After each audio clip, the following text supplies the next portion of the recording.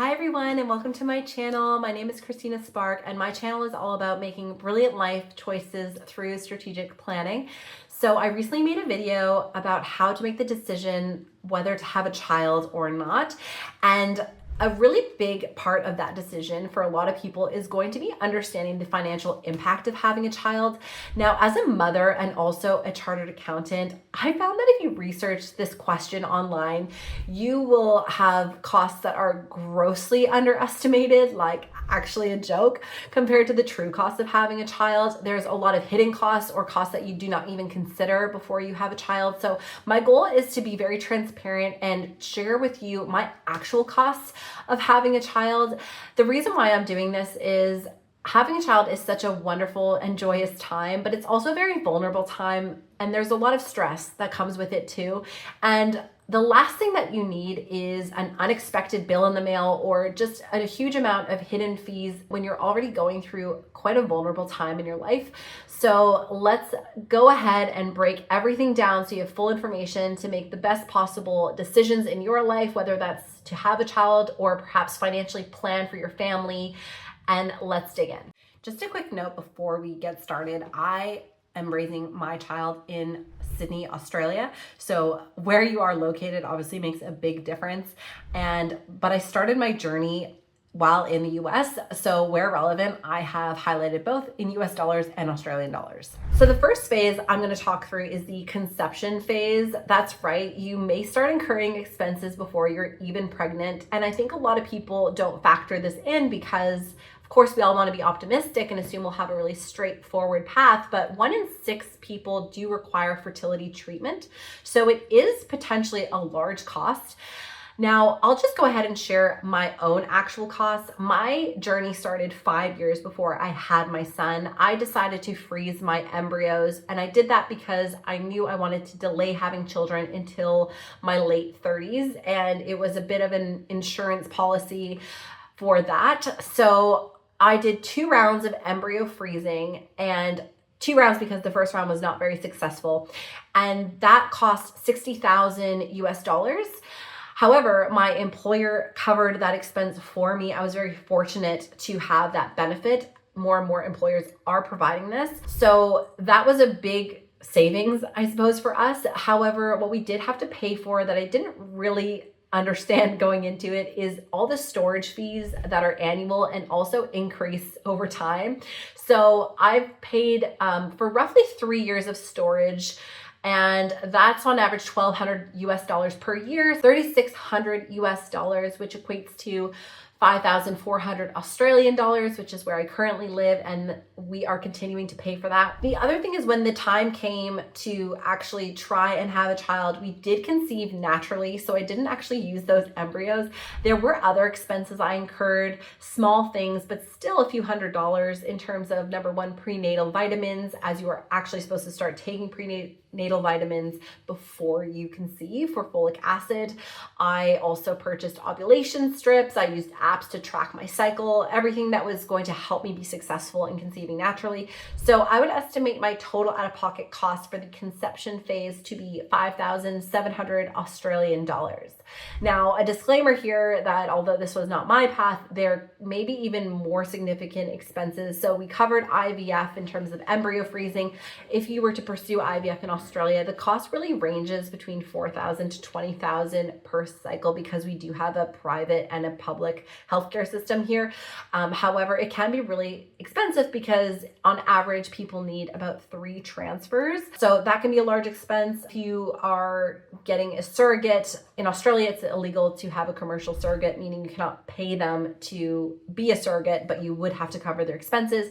Whereas in the US, you can pay for a surrogate, and that can cost between $100,000 to $200,000, according to my research. Adoption is also not free, definitely. There are a lot of fees associated with, the adoption agency fees, travel fees, legal fees, things like that. So that can be in the tens of thousands of dollars. All right, so the next phase is the pregnancy and birth phase. And so the largest expense in this category is possibly going to be medical if you are somewhere with private health insurance versus a public system. So here in Australia, we have both. We have a public and a private system. I chose to go through the private system route because I felt the benefits really outweighed the costs, but it was significantly more expensive. So I'll go ahead and share my fees. I paid 5,150 Australian dollars for my obstetrician.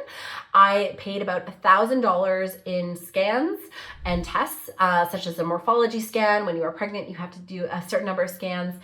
And I paid 2,300 Australian dollars at my birth, which covered my anesthetist, the pediatrician, and the birth assistant. So that is a total of 8,450 Australian dollars, which is roughly 5,500 US dollars. If you do choose the public route in Australia, you will still have to cover things like some of the scans and tests, but everything else is pretty much free. And if you're wondering why I would choose the private system over the public system, drop me a note in the comments, because I'm thinking that could be another really great video to go through some of the pros and cons of each. Now are some of the non-medical costs, but actually a lot of these probably fall in the necessary medical bucket. I'll start though with prenatal classes. So these were things like birth class and first aid course for babies. This was myself just investing in my own education in a space that I did not know. And I spent about 750 Australian dollars just between a few different classes that I wanted to take. Some were exceptional, some are a waste of time, but hey, what are you gonna do? And the next category I would say is pelvic floor physio. So I did decide to see a pelvic floor physiotherapist. They usually charge about $100 per session. A lot of this was covered through my private health insurance, but I did have to pay some amount of out of pocket. It was a roughly 400 Australian dollars for physiotherapy costs. I also saw a therapist who specialized in prenatal mental health, and I found that to be a very worthwhile investment in my own mental health. I would spend about $1,000 across the various sessions. It was partially covered by Medicare, but that was my total out of pocket for that phase. The next category is maternity essentials. These are things like maternity clothes. I invested in a maternity pillow that helped me sleep at night because it's extremely uncomfortable to sleep with a big belly. I also had a support band that was a few $100s that allowed me to alleviate some back pain that I felt. So I would estimate I spent about $1,500 in terms of maternity essentials.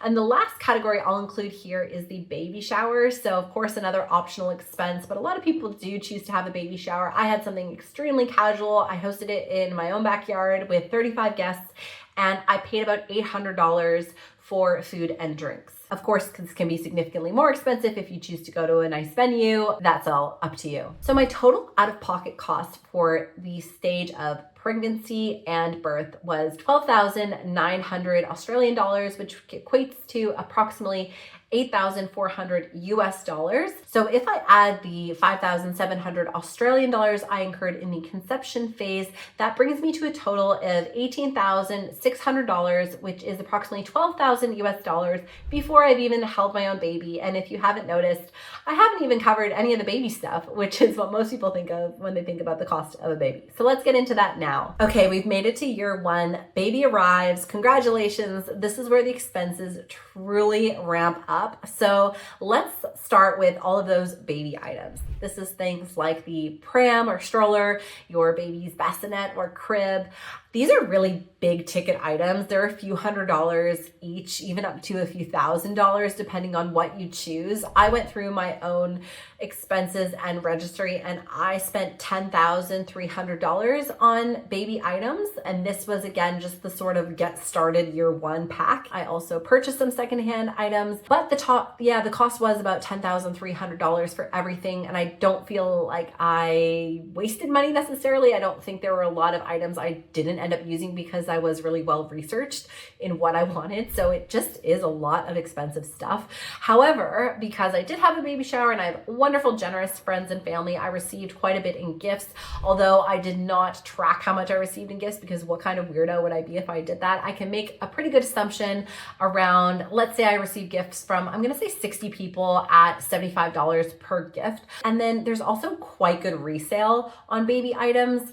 And although I haven't resold everything, I do feel it's good to estimate the resale value as well at probably $2,500 I could get back. So I'm going to say that my net out of pocket, trying to do this as accurately as possible, was 3,600 Australian dollars. The next category is even more significant, and it is the lifestyle category. So these are the expenses that not many people factor in, but can be very significant.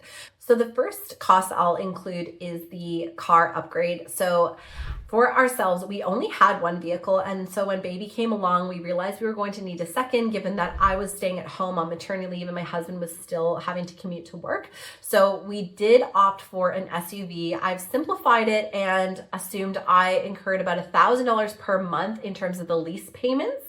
The next cost in the lifestyle category is the housing upgrade. So if you take myself and my husband as an example, we used to rent a 1-bedroom apartment and that suited us really well when we were child-free. And now that we have a family, we decided to purchase a home, and it's a multi-room home with a backyard. Although I wouldn't say the full cost of this housing upgrade was a result of having a child, I don't believe we would have purchased a house this large if we chose to be child-free. So I would estimate a portion of that incremental housing cost to be attributed to having a child, and that would be about $2,000 per month or $24,000 per year in terms of housing. So as another example, if let's say you're renting a 2-bedroom apartment now and you want to get a 3-bedroom apartment for when your baby comes to have more space, that's the difference of about $100 a week in terms of rent on average, and that adds up to about $5,000 per year. So it really can add up in terms of the incremental housing cost. The next cost I'm going to share is likely one of your largest costs and also one frequently overlooked. It is the lost wages of the primary carer who is going to take some parental leave. So this is the opportunity cost of not working. So this, of course, is going to vary very much based on your own salaries, as well as what your parental leave policy is, if you are lucky enough to get one. There is a certain level of government rebate here, but it is very small. It's pretty much minimum wage and for a short time. I'll go ahead and share for myself. I'm a higher income earner and I received actually quite a generous parental leave policy of 6 months paid, and I chose to take 6 months unpaid. So the lost wages after tax that I lost by being the primary carer was 143,000 Australian dollars. If I look at the average income earner in Australia, the gross income of that is $100,000. And if we make an example and say you get 3 months paid and let's say 9 months unpaid, as taking a year off is quite common here in Australia, that would be the equivalent of a lost wage of around 56,000 Australian dollars. The next category of expense is childcare and household support. So this is just the cost of getting help. And a lot of people are really lucky to get family help, but you might find yourself that you need actually more help than maybe your family is able to provide, or you may not have any family close by, like my situation. So we did incur some expense here. I have to say, of all the expenses, this is the one that was the most worthwhile. So number one, I got a postpartum doula to help me out for 3 months while my baby was really young. She only came once or twice a week for a few hours, and it was so I could do things like sleep and have a shower. And I spent 3,500 Australian dollars for that. The second category in this expense is household support. So we decided to get a housekeeper to help out with things like cooking, cleaning, and laundry, as it just felt really overwhelming and difficult to do all of that ourselves. And we have a wonderful housekeeper who comes once a week for a few hours. I pay $180 per week for this. So we spend $9,360 per year for that support. The next expense is baby medical. So in this category, we really were lucky that we had a healthy baby that did not have any medical complications. So I'm really just factoring in a few typical checkups from our GP and our pediatrician. And what we spent in year one was $1,380 out of pocket. The next category is an increase in household consumables. So these are things you might expect, like the cost of nappies and wipes, which are, just ongoing and constant expenses in the first year. Baby formula is also in this category. If your baby is on formula, that can be about $1,000 per year on average. But it's also things like the increase in water usage and electricity that people don't often factor in. So for an example, I used to do laundry once a week. somehow, and it absolutely defies logic, I have to do laundry every day and there's an always constant pile. So my laundry costs have gone up 7x per week, and it's an increase in water, it's an increase in electricity, it's an increase in laundry detergent. So I would estimate that this category is roughly $2,000 per year in terms of household consumables. Now, the last category of expense I will say is entertainment. So once these are things that you're just going to want to do once you have a little baby. It's obviously totally optional, but for myself, I really enjoyed taking my baby to baby sensory classes and, meeting up with some of the other moms in my mother's group and going for lunch and baby swimming lessons. I just found that was really worthwhile for my mental health mainly. So I spent about $1,700 in the entertainment category in the first year. So lastly, I do want to incorporate savings because I want to make this as accurate as possible. And there were some lifestyle savings. These are things like eating and dining out. Perhaps it's travel and other discretionary things. And I know at this point in the video, I'm really selling you on having a kid, talking about how you're going to save money in that category.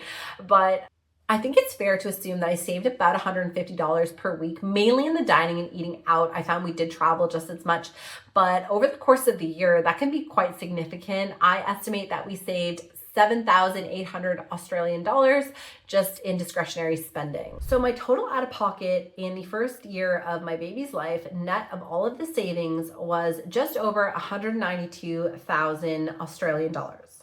Now, if I add in the costs incurred in the conception phase, as well as pregnancy and birth, that brings my grand total to just over 211,000 Australian dollars, which is 138,000 US dollars.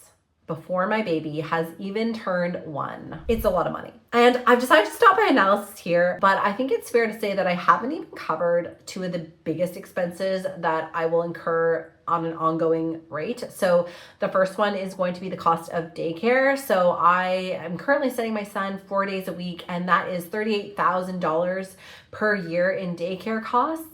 There is a government subsidy, which depends on how much you earn, but for myself, I am not entitled to any subsidy, so that's true out of pocket.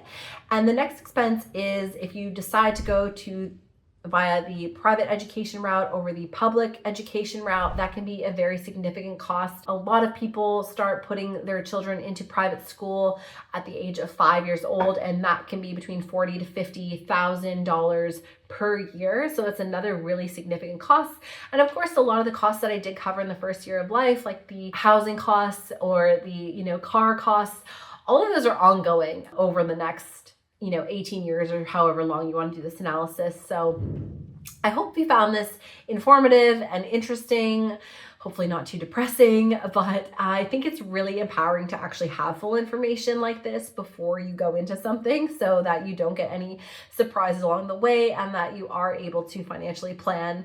So thank you so much for listening. Let me know what other big life decisions you want me to break down or investigate in an upcoming video. If you like this video, if you found anything surprising, please feel free to drop a comment below. And if you could please subscribe, that allows me to make more of these videos. Thank you so much.